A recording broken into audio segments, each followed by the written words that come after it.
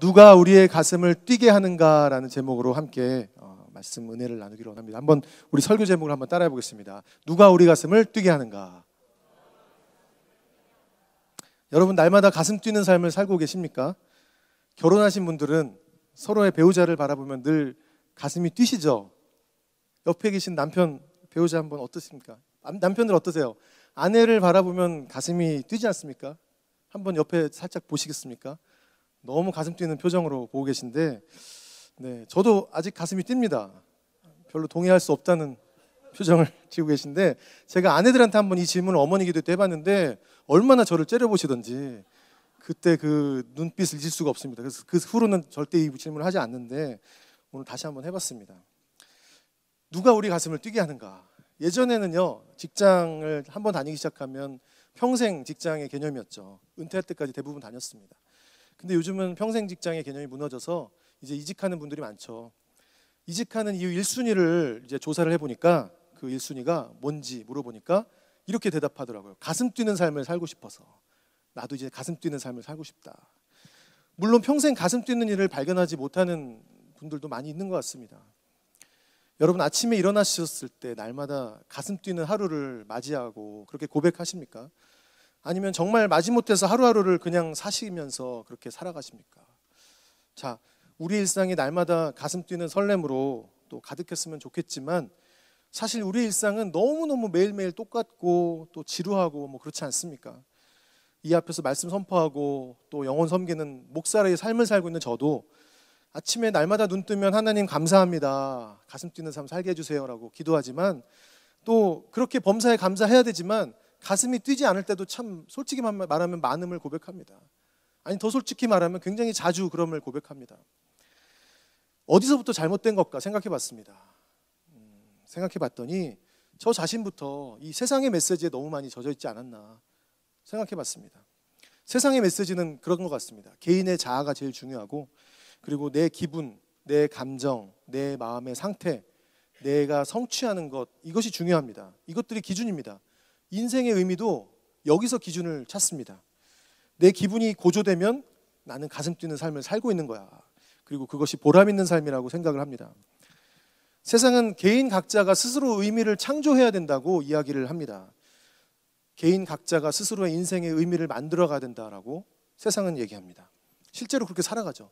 각자 도생의 사회라고 하죠. 각자, 개인이 각자 인생의 의미를 창조하고 지어내야 되기 때문에 어떻게 합니까? 남들보다 실력이 좋아야 되고요. 학벌이 좋아야 되고 경쟁에서 이겨야 되고 그리고 남을 밟고 올라가야 내가 승리할 수 있습니다. 남들과는 어떻게든 달라 보여야 내가 그런 승리하는 삶을 산 것 같습니다. 이런 사고방식이 이 세상에는 도처에 깔려 있습니다.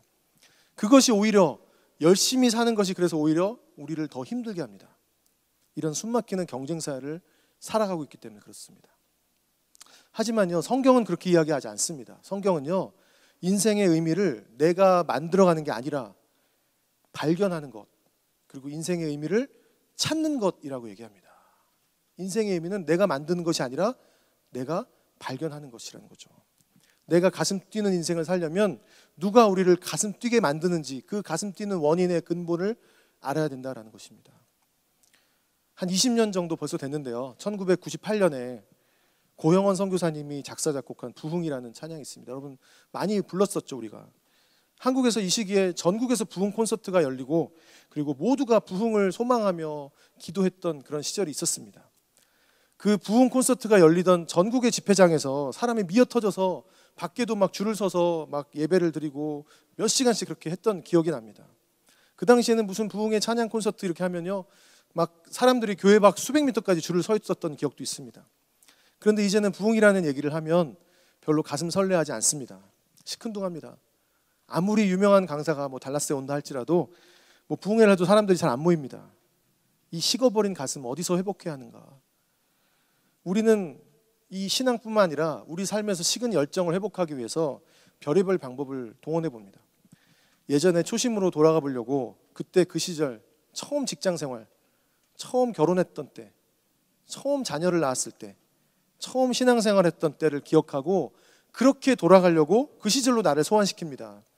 요즘 뭐 8090 레트로 뭐 복고 열풍이 분다고 하는데 뭐 타임슬립을 다루는 영화나 드라마도 쏟아지지 않습니까? 그 시절로 돌아가고 싶은 마음이 있는 것입니다. 근데 잘 안 되죠. 그때만큼 가슴이 뛰지 않습니다. 처음에는 그렇게 내가 기쁨으로 섬겼던 일들이, 직장의 일들이, 비즈니스가, 교회 안에서 섬겼던 그 섬김이 이제는 짐이 되고 부담이 되고 시험거리가 됩니다. 대체 어디서부터 잘못된 걸까? 예전에 그랬던 것처럼 더 잘 섬기려고 또 서로 격려하고 또 밥 먹으면서 함께 막 으쌰으쌰 합니다. 함께 밥 먹고 교제하는 거 너무 중요하죠. 함께 교제하면 힘이 납니다. 근데 본질적으로 우리가 밥만 먹는다고 우리의 가슴이 뛰지는 않는 것 같습니다. 그럼 어떻게 해야 되는가? 우리의 이 식어진 가슴을 어떻게 뛰게 할 수 있을까? 그걸 살펴보기 위해서 우리는 오늘 본문 로마서 본문으로 가야 될 줄 믿습니다. 우리가 알다시피 로마서는 크게 두 부분으로 나눠지는데 로마서 1장부터 11장까지가 전반부고 오늘 읽은 우리 12장부터 16장까지가 후반부입니다. 1장부터 11장은 교리를 다루고 있고요. 12장부터 16장까지는 그리스도인들의 삶을 다루고 있습니다. 자, 뭐가 중요하죠? 뭐가 먼저입니까? 교리가 먼저입니까? 아니면 삶이 먼저입니까? 오늘 본문 시작에 그 결론이 있습니다. 오늘 본문 로마서 12장 1절은 그러므로라고 시작합니다. 그러므로. 자, 왜 그러므로일까요? 우리가 글 쓰다가 결론 맺을 때 그러므로라는 접속사를 쓰지 않습니까? 지금까지 로마서 1장부터 11장 통해서 바울이 복음을 쭉 설명했습니다. 희망이 없던 우리에게 하늘로부터 은혜가 임해서 우리의 노력과 전혀 상관없이 하늘로부터 내려온 구원, 즉 하나님의 아들 예수 그리스도를 통한 그 구원을 하나님이 우리에게 선물로 주셨다는 거예요. 자, 근데 우리가 이렇게 은혜로 구원을 받았다면 우리는 이제 어떻게 살아가야 됩니까? 구원받았으니 다 끝난 겁니까? 이제는 내가 마음대로 살아도 됩니까? 아니요. 반드시 그 구원받은 자에게는 결과가 있다는 것입니다. 오늘 본문에서 사도는 말합니다. 그러므로라는 단어. 1장부터 11장까지 우리가 주님의 은혜를 경험했다면 그러므로 우리는 이렇게 살 수밖에 없다는 것입니다. 다시 말해서 1장부터 11장까지 복음이 무엇인지를 우리가 온전히 깨닫는다면 오늘 본문에서 말하는 삶, 특별히 나의 삶 전부를 제물로 드리는 산 제물로 드리는 삶이 가능하다라는 것입니다. 우리는 그런 생각하죠. 어떻게 나를 산 제물로 드릴 수 있을까? 부담스러운데 내가 꼭 그렇게까지 할 필요가 있는가? 하지만 우리 삶에 주님의 은혜가 임한다면 우리 인생의 전부를 드리는 그런 가슴 뛰는 열정의 삶은 당연한 삶이 되는 줄 믿습니다. 우리의 가슴을 뛰게 하는 것은 그런 어떤 비전이나 구호도 아니고 그런 어떤 위대한 목표나 이루어야 될 사명도 아닙니다. 오늘날 우리의 가슴을 뛰게 하는 것은 원대한 도전이나 목표나 원대한 비전이 아니라 바로 복음 그 자체인 줄 믿습니다. 하나님이 얼마나 풍성한 은혜로 우리를 구원해 주셨는가, 이거를 깨닫게 되면, 죄인된 우리를 구원하신 그 은혜의 복음이 우리 안에 깨달아지면 우리를 전부를 드리는, 우리의 삶을 드리는 그런 가슴 뛰는 열정의 삶을 우리가 살아갈 수 있도록 만들기 때문입니다. 내 삶의 열정이 어디서부터 식었을까? 복음이 주는 만족, 다시 한번 기억하시기를 바랍니다. 열정이란 복음이 주는 만족에서부터 흘러나오는 것입니다. 따라서 우리의 가슴을 뛰게 하는 것이 무엇일까? 잔잔히 우리의 내면을 들여다보면 그것은 하나님의 은혜인 줄 믿습니다. 자, 그 은혜가 임하면 너무나 자연스럽게 우리의 가슴 뛰는 삶을 살게 될 줄 믿습니다. 자, 그렇다면 우리의 가슴을 뛰게 하는 그 주님의 은혜가 우리 삶에 임한다면 우리는 어떻게 살 수 있을까? 한번 오늘 말씀을 통해 같이 살펴보기를 원합니다.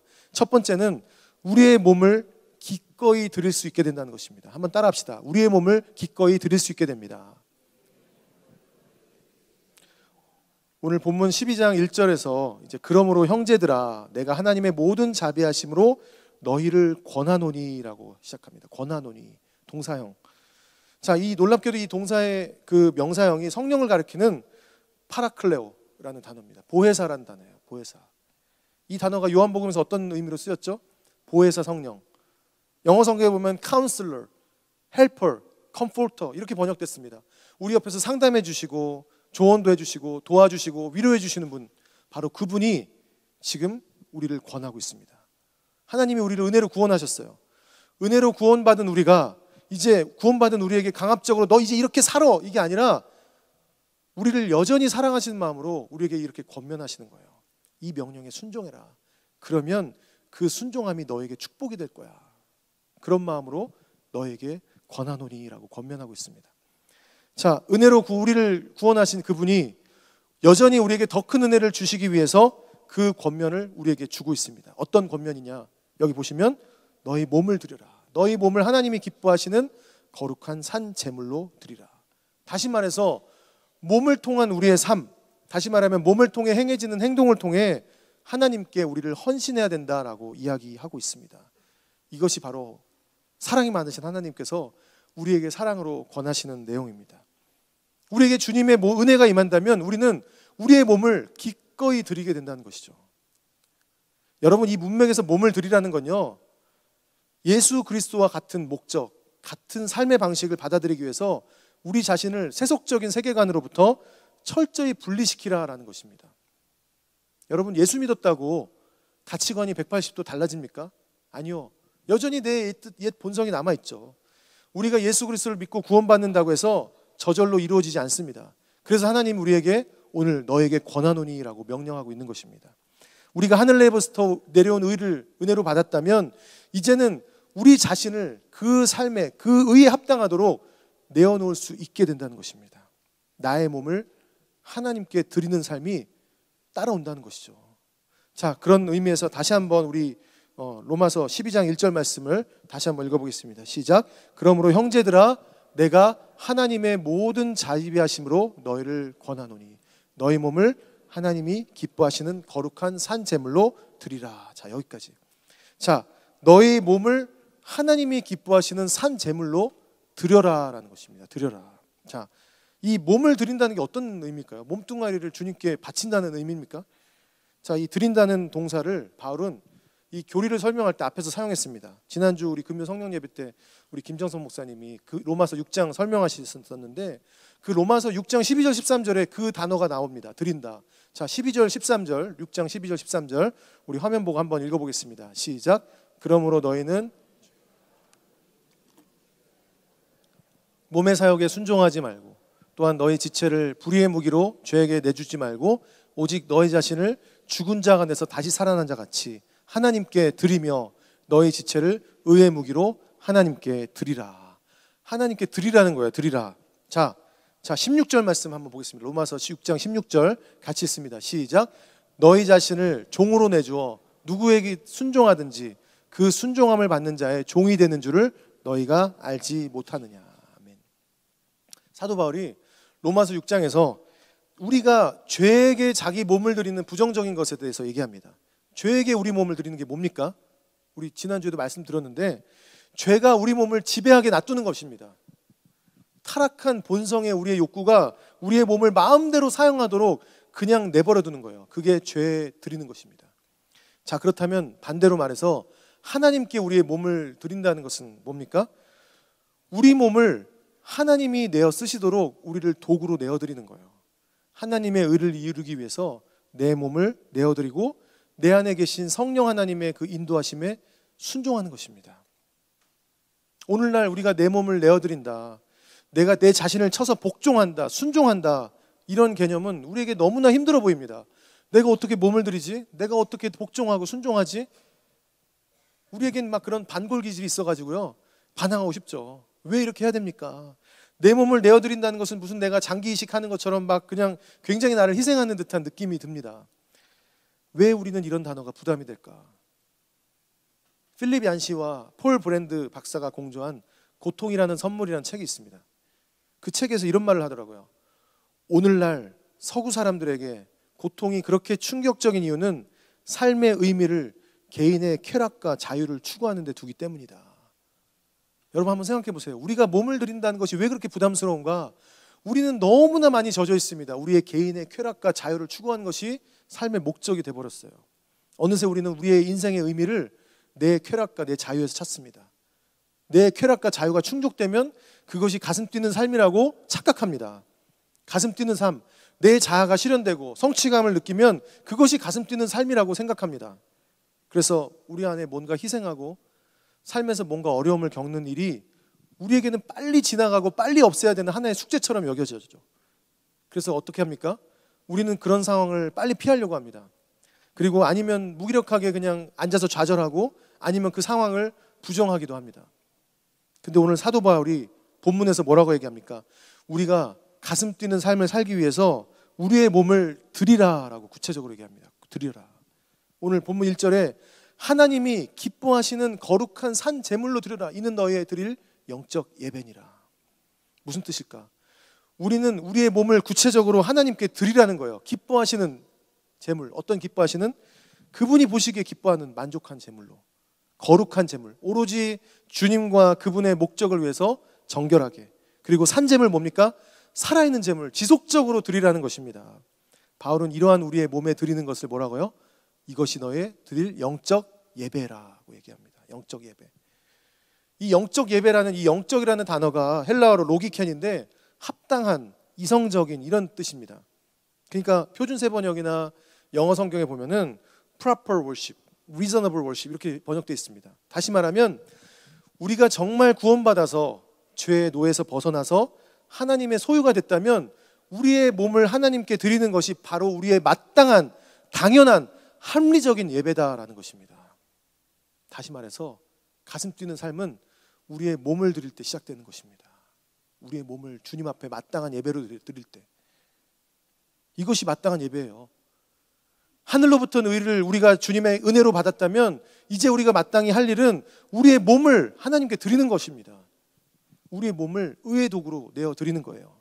우리의 매일의 삶, 일상의 삶, 즉 자고 먹고 일하고 놀고 모든 삶을 하나님께 헌물로 우리 몸을 드리는 것입니다. 그렇기 때문에 우리가 늘 헌금 시간에 주께 드리리 사랑하는 주님 앞에 모두 드리리, 물질만 드리는 것이 아니라 우리 몸을 드리는 거예요. 여러분 어떻습니까? 여러분의 몸으로 마땅한 예배, 합당한 예배를 드리고 있습니까? 주일 출석만이 아니라 여러분의 가정과 여러분의 직장에서, 사업장에서 여러분의 몸을 통해서 하나님께 영광을 돌리고 있습니까? 얼마 전에 저희 주일 찬양팀에서 삶의 예배라는 주제를 가지고 말씀을 나누고 함께 나눈 시간이 있습니다. 그때 이런 얘기를 했었어요. 우리가 평일날 그냥 개판으로 살다가 주일날 와서 은혜 받기를 구하는 거 모순이라는 거죠. 평일날 개판으로 살다가 앞에서 찬양하는 거, 기쁨으로 찬양하는 거 불가능하다는 것입니다. 반대로 다시 말해서, 반대로 주일 예배 와서 우리가 은혜를 못 받고 한 주를 그냥 그렇게 은혜 가운데 살기를 원하는 것, 이것도 모순이라는 거죠. 그래서 우리는 삶으로 예배해야 되고 예배가 삶이 되어야 될 줄 믿습니다. 구원받은 자는 마땅히 우리의 몸을 들여서 우리의 몸을 하나님께 헌신하게 될 줄 믿습니다. 그럴 때 우리의 삶은 가슴 뛰는 삶이 될 것입니다. 한 발 더 나가서 우리의 가슴을 뛰게 하는 주님의 은혜가 우리 삶에 임한다면 우리는 어떻게 살 수 있습니까? 두 번째는 이 세상을 본받고 싶은 마음이 사라진다는 것입니다. 한번 따라합시다. 이 세상을 본받고 싶은 마음이 사라집니다. 네, 오늘 본문에서 이렇게 말씀하셨습니다. 로마서 12장 2절에 보면 너희는 이 세대를 본받지 말고, 여기서 본받다라는 단어가요, 어떤 틀에 자신을 넣는다라는 뜻입니다. 금속으로 뭐 만들려고 하면요, 먼저 그 모양을 만들기 위해서 점토로 틀을 만들죠. 그 흙으로 만든 틀에다가 녹인 쇳물을 붓습니다. 즉 본을 뜯는 걸 의미합니다. 본받는다는 것은 그런 의미예요. 그런 의미에서 너희는 이 세대를 본받지 말라, 이 얘기는 뭐냐면, 다시 말하면 이 세상의 잘못된 가치관에 너희 자신을 자꾸 밀어넣지 말라는 것입니다. 세상의 틀에다가 우리 자신을 맞추지 말라는 거예요. 요즘은 옷도 슬림하게 입는 슬림핏이 유행이죠. 한국에는 요즘 맞춤 양복이 다시 유행하고 있다고 합니다. 그런데 왜 맞추면 안 됩니까? 아니, 왜 세상에 우리를 맞추면 안 됩니까? 세상의 트렌드를 쫓아가야 비즈니스도 잘할 수 있고 이 땅에서 잘 살 수 있는 거 아닙니까? 이런 반문이 있을 수 있습니다. 하지만 성경은 분명히 얘기합니다. 너희가 세상의 본질을 안다면 그러지 않아야 된다고 얘기합니다. 왜 그렇습니까?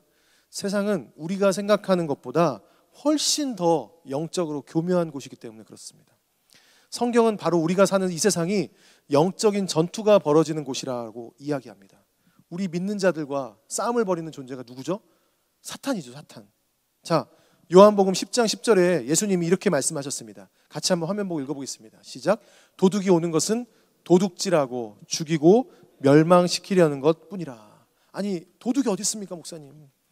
우리 집하고 우리 가게는 시큐리티 시스템이 너무 잘 돼 있어서 도둑 없습니다. 자, 그렇게 말할 수도 있겠지만 우리가 그리스도의 제자라면 도둑이 있다는 거예요. 영적 대적이 있습니다. 자, 그것을 깨닫는 것이 너무너무 중요합니다. 눈에 보이지는 않습니다. 하지만 언제나 우리 믿는 자들을 유혹하기 위해서 기회를 엿보고 있어요. 그 사단의 낚싯바늘에 크게 대어본 베드로가 이런 얘기를 합니다. 나중에 베드로 전서에서, 베드로전서 5장 8절입니다. 같이 한번 읽어보겠습니다. 시작. 근신하라, 깨어라, 너희 대적 마귀가 우는 사자같이 두루 다니며 삼킬 자를 찾나니. 뭐라고요? 마귀가 우는 사자같이 두루 다니면서 우리를 삼키려고 찾고 있다는 것입니다. 이보다 더 어떻게 분명하게 우리의 대적에 대해서 경고할 수 있을까요? 가끔 우리는 구원받은 자들에게 어려운 일이 오고 시험이 닥치면 그걸 보게 됩니다. 아니, 예수 믿으면 복받고 형통해야 되는데 어떻게 이럴 수가 있지? 그런데요, 영적인 눈으로 봤을 때는 어떻게 보면 당연한 일일 수도 있습니다. 우리가 과거에 사탄의 편에 있을 때는 전쟁 자체가 없었어요. 성립될 수가 없죠. 왜요? 사탄 입장에서는 전쟁할 필요가 없죠. 철저히 자기가 지배하고 자기 수하에 두고 있는데. 하지만 우리가 하나님의 자녀가 되는 순간 우리에게는 대적이 생겼어요. 그 대적은 너무너무 교활하고요, 그 기회를 엿보고 있습니다. 그리고 우리는 우리의 대적이 누군가를 넘어서 그가 어디서 어떻게 활동하는지를 알아야 될 줄 믿습니다. 사탄이 활동하는 곳이 바로 어디냐면 세상이라는 거예요. 세상. 성경에 세상이라는 말이 무수히 많이 나오거든요. 근데 우리는 그 뜻을 잘 이해해야 됩니다. 사도 요한이요, 요한일서에서 일찍이 우리에게 이렇게 경고했어요. 요한일서 2장 15절 16절 말씀이에요. 같이 한번 읽어보겠습니다. 시작. 이 세상이나 세상에 있는 것들을 사랑하지 말라. 이는 세상에 있는 모든 것이 육신의 정욕과 안목의 정욕과 이생의 자랑이니 이는 다 아버지께로 온 것이 아니요 세상으로부터 온 것이라. 자, 아니 세상을 사랑하지 말라고 지금 얘기하고 있죠. 같은 사도 요한이 요한복음 3장 16절에 뭐라고 하죠? 하나님이 세상을 이처럼 사랑하사 독생자를 주셨으니. 아니, 세상을 사랑하라고 요한이 분명히 얘기했는데 왜 요한이 한 입으로 딴 얘기합니까? 세상의 뜻이 달라요. 요한복음에서 말하는 세상은 하나님이 사랑하신 세상, 인류를 얘기합니다. 근데 요한일서에서 오늘 우리가 읽은 이 세상은요, 우리가 사랑하지 말라는 이 세상은요, 세상의 잘못된 시스템을 얘기해요. 다시 말하면 물리적인 세계가 아니라 사탄이 교묘하게 심어놓은 영적인 시스템을 이야기합니다. 방금 읽은 오늘 요한일서 2장 15절 16절에서 말하는 육신의 정욕, 안목의 정욕, 이생의 자랑, 이것이 세상의 대표적인 세상의 시스템입니다. 육신의 정욕 뭐죠? 쾌락주의를 말하겠죠. 안목의 정욕, 물질주의를 말합니다. 이생의 자랑, 이기주의, 자기중심주의를 얘기합니다. 이게 바로 세상의 가치관이라는 거예요. 쾌락과 소유와 지위가 우리 삶에 안전과 행복을 줄 것이다. 이렇게 우리가 쾌락과 안전과 소유와 지위를 얻으면 우리는 가슴이 뛰는 삶을 살 것이다 라고 세상은 우리에게 계속적으로 이런 가치관을 심어주고 있습니다. 드라마나 영화를 보면 어떻게 이런 일이 벌어질 수 있을까? 근데 종종 얘기하죠. 현실은 영화나 드라마보다 더하다고요. 우리가 이게 세상이에요. 세상. 세상 물정 모른다는 얘기는 세상이 얼마나 무섭다는 것을 반증하기도 합니다. 세상은 알게 모르게 여러 가지 방법으로 자신의 문화, 자기의 가치대로 우리를 찍어내려 합니다. 가만히 있으면 우리는요, 자동적으로 세상의 문화를 따라갈 수밖에 없게 우리는 돼 있어요. 우리는 죄된 본성을 가졌기 때문에. 구원받았지만 우리는 세상의 문화를 따라갑니다. 얼마나 많은 그리스도인들이 교묘한 이 시스템에 빠져서 세상을 따라가는지 모르겠습니다. 근데 사단이요, 요즘은요 더 교묘해졌어요. 예전에는 뭐 그냥 쾌락으로, 그냥 방탕한 생활로 이것이 완전히 세상적인 것이라고 구별이 됐지만 이제는 점점 더 구별이 안 됩니다. 종종 성실한 삶의 모습으로 나타나기도 합니다. 예를 들면 뭐 일 중독 같은 거죠. 워커홀릭. 우리는 알코올 중독은 죄라고 생각하는데 일 중독은 칭찬하잖아요. 열심히 일하고 성실하다고. 근데 그 마음속에는 일을 통해서 자신을 나타내고 싶고 인정받고 싶은 마음이 있는 것입니다. 돈을 추구하는 마음이 있다면 만약에 이미 그 사람은 세상의 시스템에 넘어가고 있다는 것이죠. 가슴 뛰는 삶을 하려고 일을 시작했는데 이제는 그 일이 나를 지배하게 된 거예요. 그 일의 종이 되어서 나는 살아가고 있는 것입니다. 일 중독인 아빠 때문에 가족들이 괴롭다고 하면 우리는 이렇게 항변할 수도 있습니다. 아니, 내가 돈을 못 버냐? 뭐 바람을 피냐? 교회를 안 나가냐? 뭐가 문제야? 근데 그 사람은 문제예요. 왜? 그의 마음 안에 있는 가치관과 시스템이 철저히 세상을 향한다면 그것은 세상의 시스템과 가치관이 그뿐만 아니라 그 가족들을 다 괴롭힌다는 것입니다. 얼마나 많은 사람들이 이 세상의 문화와 가치, 이것이 궁극적으로 행복을 준다고 믿으면서 살아가고 있습니까? 생각해 보세요. 오늘 우리에게 주시는 메시지, 우리 이 세상에서 사람들이 주는 메시지가 뭡니까? 정말 더 많이 가져야 되고 남들보다 더 많이 올라가야 된다고 세상은 끊임없이 얘기합니다. 그래서 더 많은 인기를 얻어야 된다, 더 많은 인정을 받아야 된다, 그래야 가슴 뛰는 보람 있는 삶을 살 것이다 라고 얘기합니다. 소위 말하는 너희 자녀들 아빠 찬스, 엄마 찬스 써서 올라가야 된다. 그것이 오늘날 벌어지는 이 한국뿐만 아니라 이 땅에 벌어지는 일 아닙니까? 일단 성공하면 된다, 이걸 알려주지 않습니까? 문제는요, 그 욕망이 끝이 없다는 것입니다. 여러분, 그 욕망, 세상이 주는 시스템은 결코 우리를 가슴 뛰게 하지 못합니다. 세상은 마치 붕어빵처럼 똑같은 모습으로 우리를 찍어냅니다. 성형수술하면 뭐 붕어빵처럼 비슷하게 된다고요? 세상의 시스템도 마찬가지예요. 세상은요, 우리를 비슷비슷하게 만들어버려요. 육신의 정욕, 안목의 정욕, 이생의 자랑을 추구하게 만듭니다. 그래서 세상 사람들과 똑같이 불평하기 시작합니다. 얼마나 불평할 게 많아요, 세상에. 세상에 얼마나 나보다 이렇게 잘난 사람들이 많고, 잘 나가는 사람들도 왜 이렇게 많고, 세상에는 왜 이렇게 내 생각대로 흘러가지 않는 일들이 많고, 다른 사람들은 이미 나서 다 잘 사는 것 같은데 내 이민 생활은 왜 이렇게 힘들고 팍팍한지. 여러분, 우리는 세상의 시스템을 따라가다 보면 불평할 수밖에 없습니다. 하지만 우리가 복음의 은혜가 우리의 삶 가운데 임한다면, 우리가 그것으로 인해서 우리 가슴이 뛴다면, 우리는 세상의 가치관이 자연스럽게 더 멀어지고 더 싫어질 줄 믿습니다. 세상의 가치관과 세계관에 찌들어 있는 우리가 성경적인 가치관과 세계관으로 바뀔 수 있는 유일한 길은 복음의 은혜를 날마다 묵상하는 것밖에 없다고 믿습니다. 그렇게 되면요, 세상을 본받고 싶은 마음이 점점 사라져요. 세상과 나는 간 곳 없고 구속한 주만 보이도다. 이것이 저와 여러분 3대 시기를 주의 이름으로 축복합니다. 그것이 우리를 살리고 그것이 우리를 가슴 뛰게 할 줄 믿습니다. 자, 마지막으로 우리의 가슴을 뛰게 하는 주님의 은혜가 우리 삶에 임한다면 우리는 어떻게 살 수 있습니까? 세 번째는 우리의 마음밭이 예수님의 마음으로 변화된다는 것입니다. 한번 따라합시다. 우리의 마음밭이 예수님의 마음으로 변화됩니다. 네, 우리의 가슴을 뛰게 하는 이 주님의 은혜, 이거는 뭐 한 번 받고 마는 게 아니라요, 계속 그 가슴 뛰는 삶을 유지하려면 우리가 무엇을 우리의 마음밭에 새기냐, 날마다 우리의 생각에 무엇을 새기냐에 달려 있습니다. 사탄은 세상의 잘못된 시스템으로 자꾸 우리의 마음에, 우리의 생각에 이상한 것들을 집어넣거든요. 그래서 예수님이 자기를 따르는 무리들에게 너희는 외적인 순종하는 것에 앞서서 너희의 마음을 바쳐라 라고 얘기합니다. 요에서에도 보면 너는 옷을 찢지 말고 너희의 마음을 찢으라 라고 얘기합니다. 여러분, 그렇습니다. 오늘 2절 말씀을 보세요. 너희는 이 세대를 본받지 말고 오직 마음을 새롭게 해라. 마음. 여기서 정확하게는 이 헬라어 누스라는 단어인데, 정확하게는 마음이라기보다는 생각이라는 단어입니다. 생각. 모든 것이 생각에서 나오죠. 죄도 우리의 생각에서 나오고 하나님을 향한 헌신도 우리의 생각에서 시작됩니다. 우리가 내리는 수많은 결정들은 하루하루 우리가 무엇을 생각하느냐에 달려 있습니다.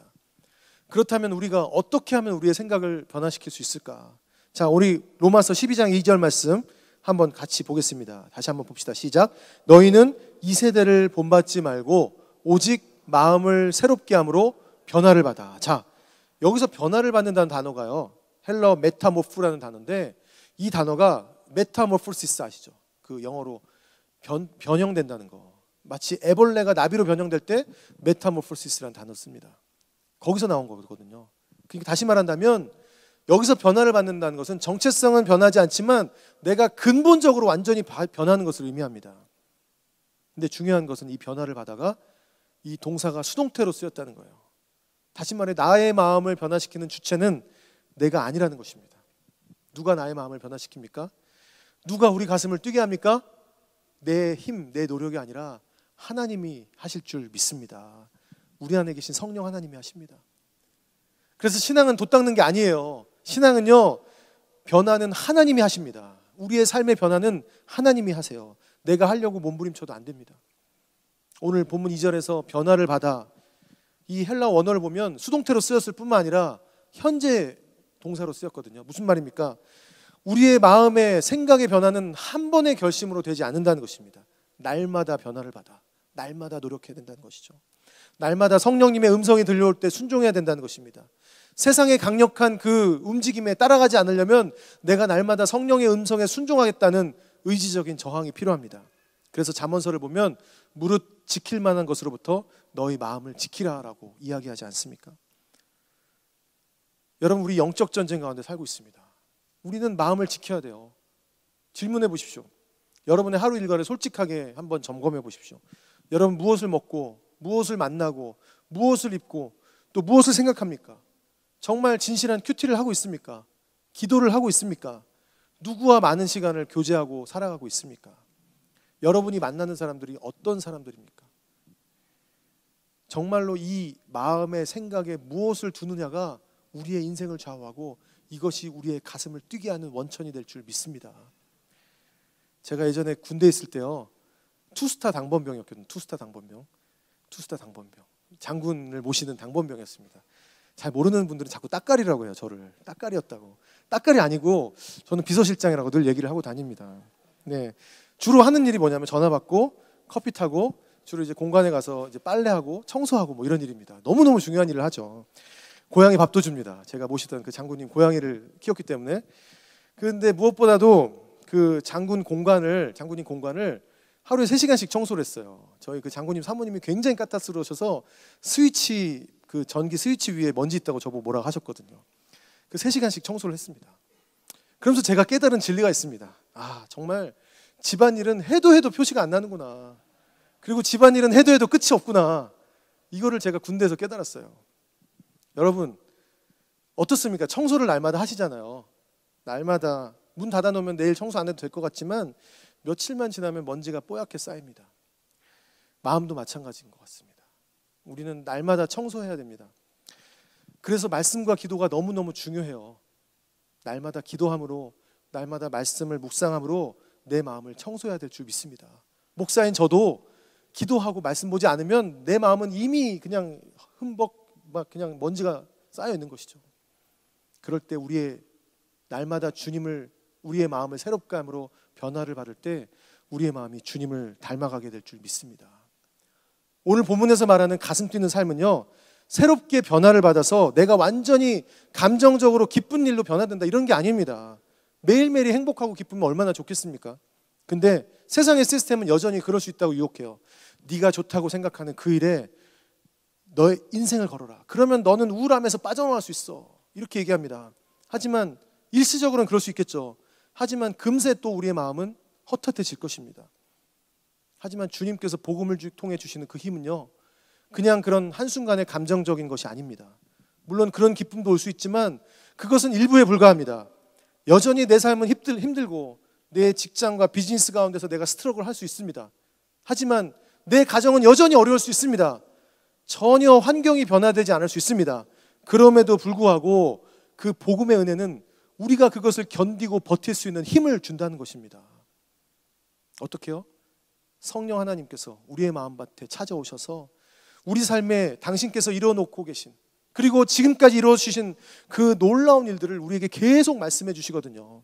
그리고 우리가 진짜 무엇을 위해 살아야 되는지를 계속 알려주십니다.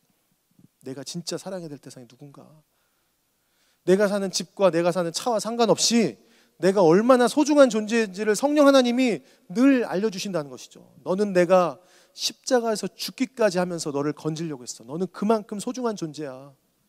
주님 말씀하십니다. 그래서 오늘 본문에서 마음을 새롭게 한다는 것은요, 다시 말하면 예수님의 마음을 품는 것입니다. 예수님의 마음이 어떤 마음이죠? 사도 바울이 빌립보서 2장 5절에서 8절까지 예수님의 마음에 대해서 이렇게 설명했어요. 한번 화면 보고 같이 읽어보겠습니다. 시작. 너희 안에 이 마음을 품으라. 곧 그리스도 예수의 마음이니 그는 근본 취할 것으로 여기지 아니하시고 오히려 자기를 비워 종의 형체를 가지사 사람들과 같이 되셨고 사람의 모양으로 나타나사 자기를 낮추시고 죽기까지 복종하셨으니 곧 십자가에 죽으심이라. 아멘. 여러분, 우리의 마음이 새롭게 된다는 건요, 감사하는 마음, 다른 사람을 나보다 낮게 여기는 마음, 더 넓은 마음, 더 기쁜 마음 다 해당됩니다. 하지만 이런 마음밭이 우리 안에 되려면 우리는 먼저 그리스도의 마음을 품어야 될 줄 믿습니다. 그래서 사도 바울은요, 빌립보서에도 그렇고 로마서에도 그렇고 예수님이 행하신 일에 초점을 맞춥니다. 그분이 하나님의 권위를 포기하고 이 땅에 내려오신 하나님의 아들이구나, 이 땅에 사람의 모습으로 오셔서 십자가에서 죽으면서까지 나를 구원하신 분이구나, 그것이 궁극적으로 우리의 가슴을 뛰게 하는 줄 믿습니다. 예수님이 행하신 그 복음, 그것이 복음을 선포하고 그 복음으로 기억할 때 우리의 마음밭은 예수님의 마음으로 심겨질 줄 믿습니다. 주님은 오늘 말씀을 통해서 너희는 선한 삶을 살아라, 영적 예배를 드려라, 마음을 새롭게 하고 변화를 받아서 하나님의 기뻐하시고 온전하신 뜻을 알으라고 얘기합니다. 근데 그 본문을 통해서 억지로 하지 않습니다. 우리 마음 깊은 곳에서 무엇을 추구하고 무엇에 가슴이 뛰는지 그 근본 자체를 바꿔주신다는 거예요. 그게 바로 종교와 복음의 결정적인 차이인 줄 믿습니다. 종교적인 삶은 이런 거예요. 나는 선한 삶을 살고 있어, 나는 하나님이 기뻐하는 삶을 살고 있어, 그러니까 하나님이 나를 축복해 주실 거야. 이게 종교적인 삶입니다. 우리 은연중에 이런 종교적 삶 살고 있지 않습니까? 나는 주일에 다른 사람들이 이렇게 다 자고 있을 때 와가지고 예배 드리고 있고요, 나는 이렇게 시간을 내서 예배도 드리고 또 섬기기도 하고 가끔 도움이 필요한 사람들 돕고, 얼마나 나는 이 정도면은 나는 하나님은 나를 기뻐하실 거야, 하나님이 나를 가만 놔두실 리 없어, 나를 축복하실 거야. 여러분, 이런 종교적인 생활로 신앙생활을 하고 있지는 않습니까? 복음은 그게 아닙니다. 복음은 우리에게 일관되게 얘기해요. 예수님은 죄인인 우리를 받아주셨습니다. 허물과 죄로 죽었던 인생을 그분이 아무런 조건 없이 대신 나를 위해 죽으심으로 나를 살리셨다. 그렇기 때문에 그 은혜 때문에 나는 그 말씀 따라서 내가 선하게 살겠다, 그렇게 주님 앞에 결단하는 것, 그것이 바로 복음인 줄 믿습니다. 여러분, 종교적인 신앙이 아니라 복음을 깨닫고 복음 가운데 사시기를 주의 이름으로 축복합니다. 정말 마음을 새롭게 함으로 변화를 받기를 원하십니까? 우리의 어떤 행위를 바꾸는 것에 초점을 맞추지 말고 주님 그리스도가 행하신 그 일, 그 복음에 초점을 맞출 때 우리의 삶이 변화될 줄 믿습니다. 사도 바울은 오늘 로마서 12장 1절과 2절 이 얘기를 하려고, 이 결론의 삶, 이 삶을 살 수 있는 이유는 로마서 1장부터 11장까지 그 복음으로 살아야 된, 복음을 깨달게 될 것이라는 것을 우리에게 설명해 주고 있다는 것입니다. 날마다 예수님이 나에게 행하신 그 복음을 기억한다면 그로 인해서 우리의 가슴은 뛰게 될 줄 믿습니다. 날마다 우리 마음을 성령의 역사에 맡길 때 우리 삶을 향한 하나님의 기뻐하시고 온전하신 뜻이 무엇인지가 보이게 될 줄 믿습니다. 이 세상에서 나를 복되게 인도하시는 분은 오직 하나님밖에 없습니다. 그분의 뜻만 따른다면 우리 인생은 복된 인생 될 수 있습니다. 어떻게 그분을 뜻을 알 수 있습니까? 오늘 말씀처럼 세상을 본받지 않고 마음을 날마다 새롭게 하는 것. 그래서 오늘 본문에서 주께 드리는 영적인 예배, 합당한 예배, 주께 드릴 합당한 예배자의 삶은 주님 앞에 날마다 복음 앞에 엎드려졌을 때 그런 삶을 살게 될 줄 믿습니다. 정말 가슴 뛰는 삶을 살기를 원하십니까? 예수 그리스도의 복음이 여러분의 가슴을 날마다 뛰게 할 줄 믿습니다. 우리의 몸을 하나님께 드리게 될 줄 믿습니다. 그리고 이 세대를 따르지 않고 날마다 마음이 새롭게 변화될 줄 믿습니다. 그럴 때 우리는, 세상 사람들은 다 헛된 재물, 헛된 예배를 드리지만 우리는 주님이 기뻐하시는 합당한 예배, 영적 예배자가 될 수 있을 줄 믿습니다. 하나님의 뜻에 맞는 기쁨의 제물로서 우리의 몸을 기꺼이 산 제사로 드리게 되는 그런 은혜가 우리 안에 있을 줄 믿습니다. 저와 여러분이 그런 인생 살아가시기를 주의 이름으로 축복합니다.